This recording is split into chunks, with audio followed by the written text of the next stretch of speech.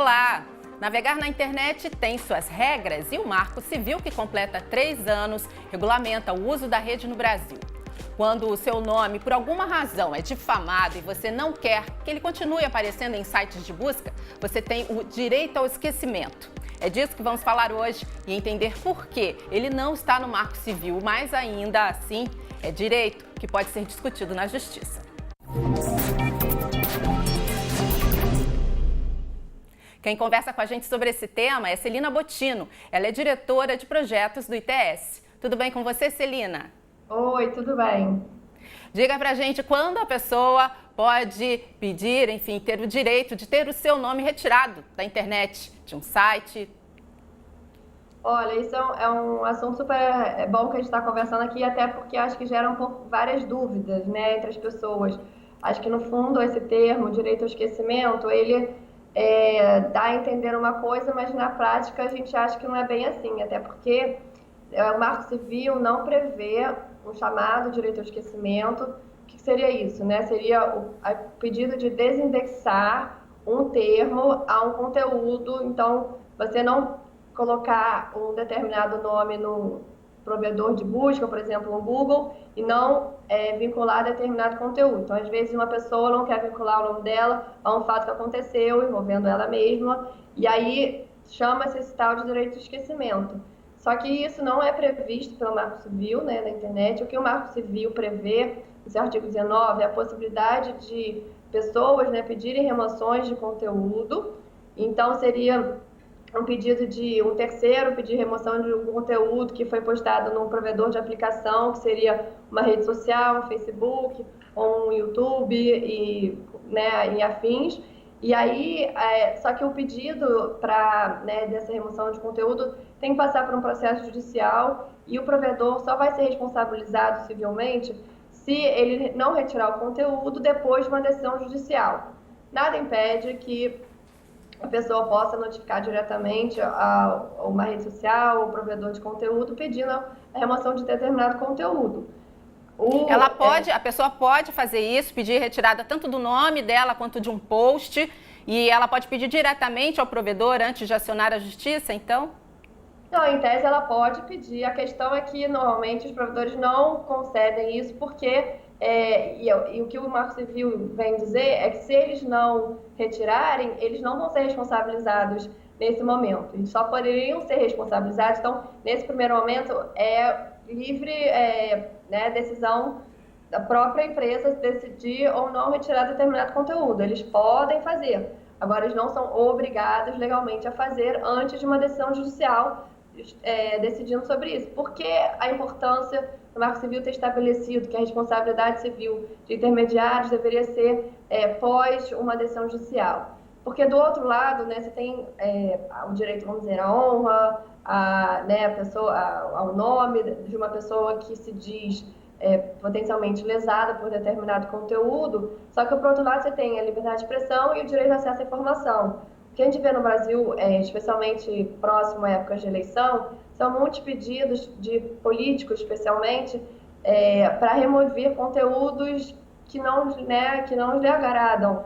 E na sua maioria, são, às vezes, decisões que já foram, casos que eles foram investigar, já tem decisão, então não seriam notícias, né? Seriam fatos que, de fato, aconteceram comprovadamente, e dali faz parte, né, do direito à informação das pessoas terem acesso a esse tipo de coisa. Agora, Celina, desculpa eu te interromper, mas para a gente já ir para uma parte prática, você deu esse exemplo dos políticos aí perto de períodos de eleição. Quais outros casos, né, assim, se tornaram emblemáticos dentro desse termo, o direito ao esquecimento? Então, o único caso que está sendo discutido no judiciário com esse termo é o caso da Aida Cury, que na verdade aconteceu nos anos 70, se eu não me engano, que foi mas que nem não aconteceu.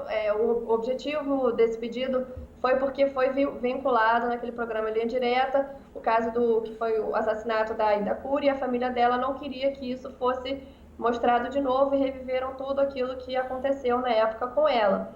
e aí pediu para que a TV que mostrou isso fosse responsabilizada por estar mostrando uma coisa que eles não queriam, que queriam que fosse esquecido. Isso está para ser julgado no Supremo Tribunal Federal, mas como se trata de uma questão envolvendo televisão, e como a gente está discutindo isso nesse momento, não tem como a gente não vincular isso para a internet. Então, como seria esse tipo de decisão envolvendo conteúdos na rede? E o ITS apresentou, como amicus curiae, né, apresentou um parecer sobre essa questão para o Supremo, pontuando questões que deveriam ser levadas em consideração para que qualquer decisão ponderasse que, por um lado, você tem, né, o direito à privacidade, à honra de determinadas pessoas, mas, por outro, os outros princípios que têm que ser ponderados, que seria liberdade de expressão, direito a acesso à informação. Então, esse vai ser um caso emblemático que está para ser julgado aqui no Brasil, que deve dar orientação, né, sobre essa questão para outros tribunais e tudo mais. Mas o fato é que não existe no Brasil, no ordenamento jurídico,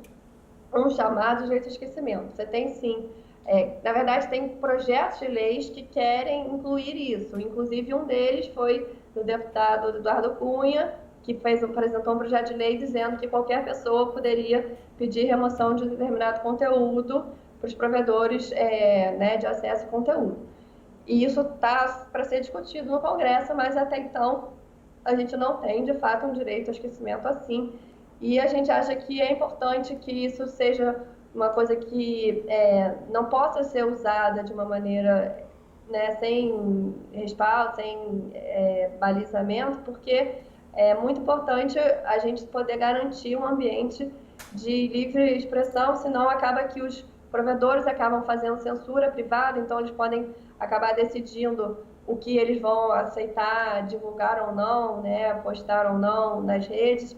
E, enfim, então isso pode ser uma situação meio perigosa. Por isso Celina, então, assim, antes de encerrar o programa, eu gostaria que você deixasse, de repente, uma dica, né? Pensando aí que muitos casos na justiça, muitos casos têm prazo na justiça, enfim, que podem prescrever, tem prazo para que você acione. É preciso, então, que uma pessoa, sentindo-se nessa situação, procure, então, logo uma ajuda, enfim, um jurídico, um advogado.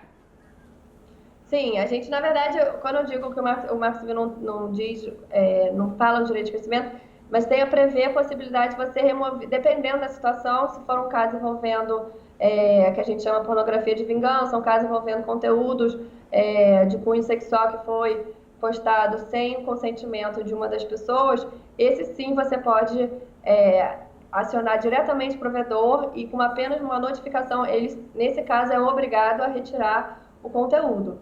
Mas, então, uma dica para as pessoas é, primeiro, tentar pensar bem antes de, né, colocar coisas na internet e você pode, se você achar que tem um conteúdo que não deveria estar ali, você pode, sim, denunciar esse tipo de conteúdo, né, para a plataforma, mas sabendo que eles só são, né, obrigados a retirar se você, de fato, buscar um respaldo no processo judicial. Ótimo. Celina, muito obrigada pelas suas orientações, tá? Imagina, obrigada. Foi bom conversar com você. Igualmente. Então, você de casa já percebeu as dicas da Celina, sabe bem os riscos, né, que é estar nas redes sociais. Tem todas as vantagens, mas também tem os seus perigos. Fique ligado. Se quiser rever esta entrevista e outras, vá lá no futuraplay.org, clique e compartilhe. Até a próxima.